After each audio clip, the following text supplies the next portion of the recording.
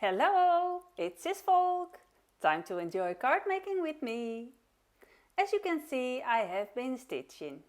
And I have been stitching and die cutting a lot. This is a small collection and a sneak peek of it. You might have seen me use these gorgeous stitched banners in the previous video. On my holiday I took a bunch of die cuts and some yarn with me in different colors. It was so relaxing and fun to do. In this video I will use all pieces and leftovers I have for the diamond shapes. You will be surprised how many possibilities there are. The border dies I used are these two. You can see how to cut them in the last video I made for ALINACRAFT. You can find the link for it in my video description. I myself got overwhelmed in the designing process. Let me take you with me on that journey. Here you see two stitched diamond borders. Both are made with color thread. The thread I used is this floss. Just one thread. It starts with one color and then gets darker and lighter again. It is the easiest way, easy to stitch in different colors. The stitched border die cut you see at the left I used for making the blue cards in my previous ALINACRAFT video. This one has a bigger border than the yellow and brown one I stitched. When die cutting you can choose whether to cut with a small or larger die. It gives all opportunities for cutting out different borders. For the other one I skipped the larger die and only used the small one. For the first card I use a folded piece of cardstock that measures 14.5 cm square. On this I choose to use 4 diamond stitch shapes. Watch all the possibilities to use them that skip my mind before I finally start making the card.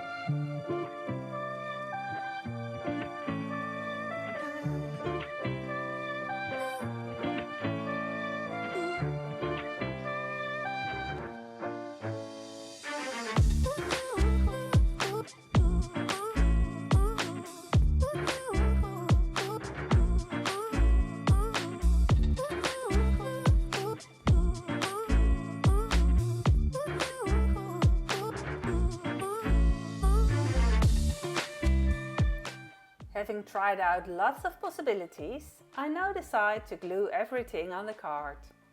To achieve more contrast and effect, I glue the stitch banners raised with foam blocks. There is a reason why I start gluing the lower and upper stitch banners first. The borders, which I cut using 2 dies together out of colored linen paper, I glue flat with glue and slide them a little bit under the raised die cuts.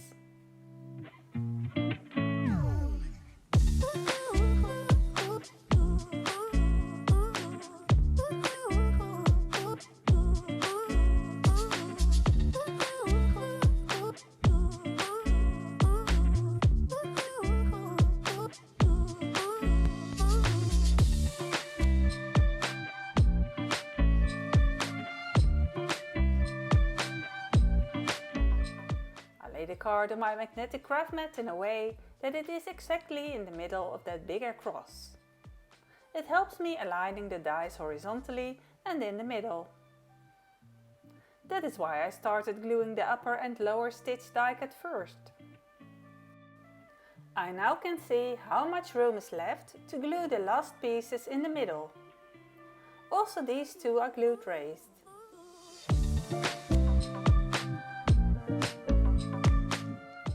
Again, the lines on my craft mat give me an indication if I am gluing the text banner in the middle of the opening. These text banners you can make yourself using the stamp and die banner kit from ALINACRAFT. I have a bunch of these texts now. They are perfect to have at hand and to fit on lots of cards. I don't know yet what gems to use. In the jar there are these round water drops with a pearl shimmer on them. And the bag consists of small pearlescent diamonds. These have a teal magenta shimmer on them. First I put on a row of the diamond shapes. They fit perfectly, but I doubt about the color. Then I place a row with the round shapes and decide to go for this one. These reflect the colors around them and therefore fit better. There is no need to cover the stitching holes with gems, but I think it gives the card a more luxurious look. The round ones have different sizes, by the way. You can find links for both of these gems in the links below the video. I glue them on the card with glossy accents. It makes them stick perfect to the threads and it is almost invisible. Using a strong glue will be fine as well. Now this card is finished, let's go make a matching envelope. I want to make it simple, but it needs to be special, since the card is special as well. I have these leftovers and I'm looking for a way to have it fit. They fit in more than one way, however I choose to glue them skew. But not only just this bear. Let's grab some thread to pimp it up a little bit and turn it twice around each diamond. On the front you see 2 threads wrapped around the die cut border. On the back you see a straight line and a slanted line. The loose ends I glue at the back with a small piece of tape. I also do this for the other piece. When you are doing this, mind that you pick out a darker piece of thread to wrap around a lighter piece of paper. Check that you wrap the 2 lines of thread next to each other and not on top or crossed. It will make it look better. A piece of double-sided tape and a few dots of glue to the corners will keep it all good together and stick well to the envelope. I cut off the edges and that is all. We could add lots more decoration, only that would not hold in the mail, so I stop here. And here another view at the card. Lots of dimension and glimmer. Do you like it? Let's make something totally different.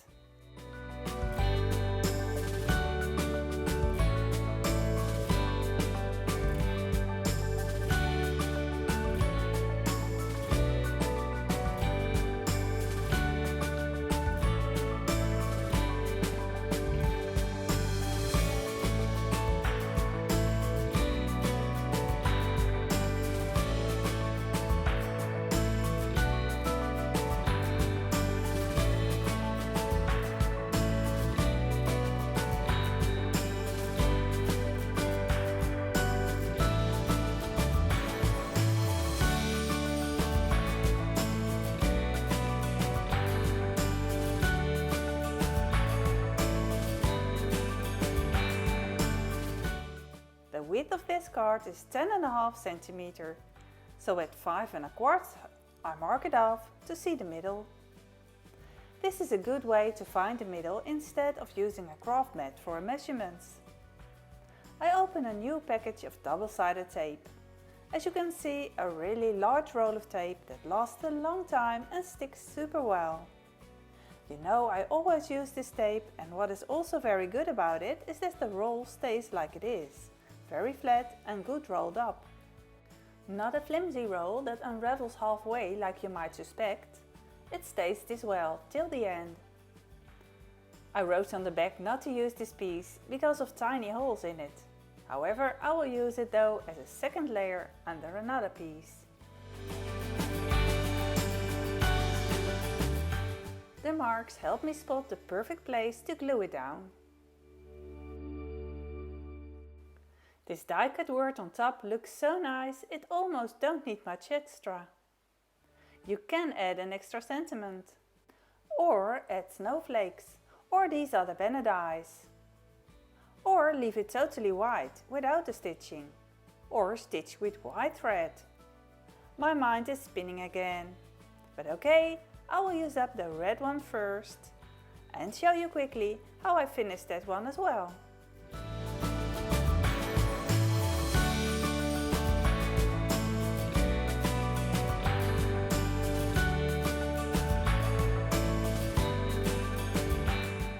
I add some pattern paper. This is the Merry Christmas paper that is sold by ALINACRAFT. I could cut off one diamond of the white die cut banner. Then it would be shorter and could fit in the upper shape. Now I need to shift it, but that gives a more dimensional effect. So I keep it this way. And I decide to glue the red banners with foam blocks for more dimension.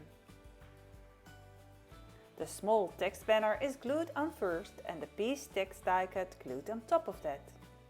It covers the text banner, but that is perfect. The needle helps me to place the text without having my fingers or tweezers stick to it. When you want to have a stitching effect but don't want to stitch on the project or don't like stitching, here is a way to solve that.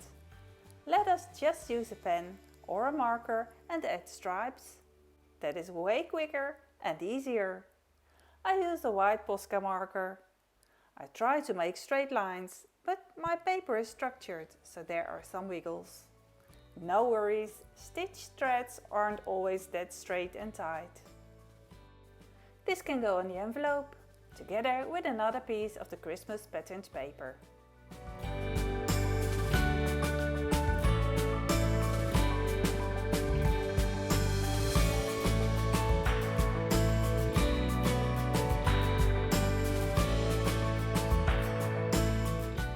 Because I made so many borders like these using the two outer dies together, I have a lot of extra die cuts.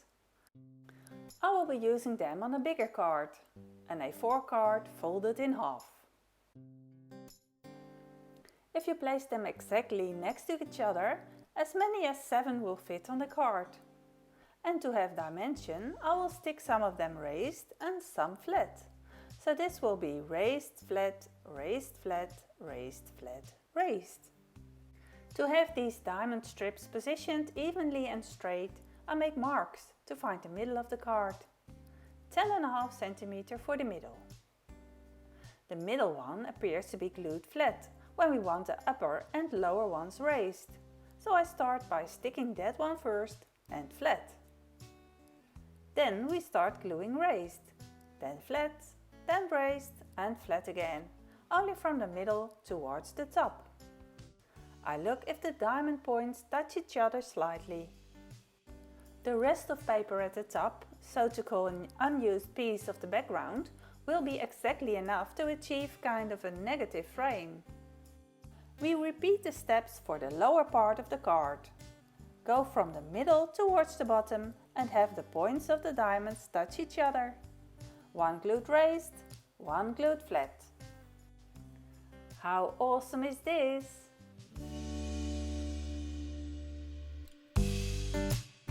Let's choose the hooray text to go on this card. I cut the text out of this teal structured paper and I will make another one so I can make it thicker and sturdier. Next I cut the white frame to go under it. The two blue texts are glued together and on top of the white frame. To get some more contrast and have it stand out on the white background, I add an extra teal die cut frame. To finish it off, let's add a few of these pearlescent gems. I only take out the teal colored ones, while there are different colors in the jar to pick from. Adding some extra shimmer is a favorite of mine, so I add Nouveau Aqua shimmer on top of the text. And last but not least, a touch of glossy accent. When it is dry, this is how it turns out.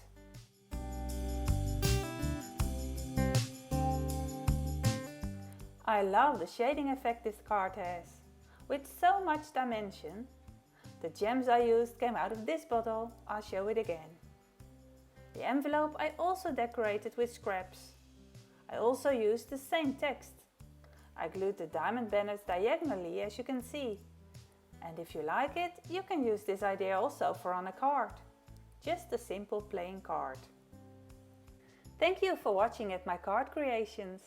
You can find more card making inspiration on my other social media channel, Cisvolk. Links for other videos, my other accounts and all products are linked in the description below the video. The links I provide are affiliate links, which means I get a small percentage commission if you buy anything. However, the price is the same. Thank you for using these links. I'm still working on more card inspiration for you and I'm still editing on more videos with the banner dies. Enjoy! And I will see you next time. Bye bye!